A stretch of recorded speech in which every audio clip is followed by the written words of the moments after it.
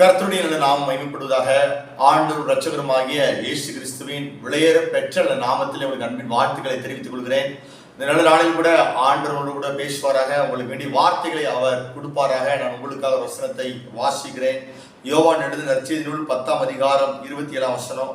என் ஆடுகள் என் சத்தத்துக்கு செவி கொடுக்கிறது, நான் அவைகளை அறிந்திருக்கிறேன், அவைகள் எனக்கு பின் செல்கிறது.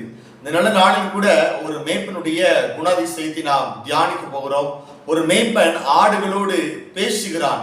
ஆண்டவராகிய இயேசு சொல்லுகிறார், என் ஆடுகள் என் சத்தத்துக்கு செவி கொடுக்கிறது என்று சொல்லி ஆண்டவராகிய இயேசு சொல்லுகிறார். ஆண்டவராகிய இயேசு நம்மோடு கூட பேசுகிறார். தம்முடைய வார்த்தையை அனுப்பி, வசனத்தை அனுப்பி அவர் நம்மோடு கூட இடைப்படுகிறார். நாம் அவருடைய சத்தத்துக்கு செவி கொடுக்க வேண்டும். ஆடுகள் மேய்ப்பனுடைய சத்தத்துக்கு செவி கொடுப்பது போல நாம் ஆண்டவராகிய இயேசுடைய வார்த்தைக்கு, அவருடைய சத்தத்துக்கு நாம் செவி கொடுக்கும் போது நாம் ஆசீர்வதிக்கப்படுவோம். பேதுரு முழுவதும் பிரயாசப்பட்டான், அவனுக்கு ஒரு மீன் கூட கிடைக்கல. ஆனால் ஆண்டவராகிய இயேசு சொல்லுகிறார், நீ ஆழத்துக்கு போய் மீன் பிடிக்கும்படி உன் வலைகளை போடு என்றார். பேதுரு சொல்லுகிறார், ஆண்டவரே, நான் முழுவதும் நான் பிரயாசப்பட்டேன், எனக்கு ஒரு மீன் கூட கிடைக்கல, ஆனாலும் நான் உங்களுடைய வார்த்தையின்படியே வலைகளை போடுறேன்னு சொல்லி வலையை போட்டான். வலை கிழிந்து போகத்தக்கதாக ஆண்டவர் திரளான மீன்களை ஆண்டவர் அவனுக்கு கொடுத்தார். 2 படகு நிரம்பத்தக்கதான மீன்களை ஆண்டவர் அவனுக்கு கொடுத்தார். ஆண்டவருடைய வார்த்தைக்கு அவன் செவி கொடுத்தபடியினாலே திரளான மீன்களை அவன் பிடித்தான். ஆண்டவர் சொல்கிறார், என் ஆடுகள் என் சத்தத்துக்கு செவி கொடுக்கிறது, நான் அவைகளை அறிந்திருக்கிறேன். ஆண்டவர் நம்மை அறிந்திருக்கிறார். தாயின் வயிற்றில உருவாகும் முன்பதாகவே ஆண்டவர் நம்மை அறிந்திருக்கிறார்.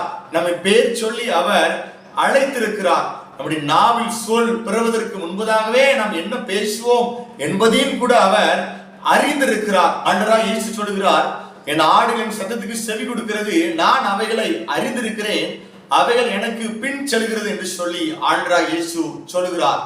எப்படி மேய்ப்பன் பின்பதாக ஆடு போகுதோ அதுபோல நாம் இயேசுவை பின்பற்ற வேண்டும்.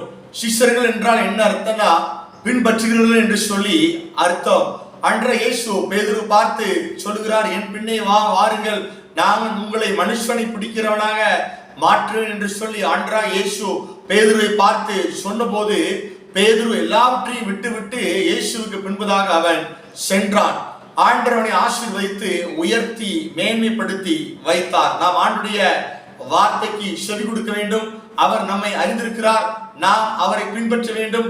அவர் நம்மை உயர்த்தி வைப்பார். ஆண்டு நம்மை ஆசீர்வதிப்பாராக.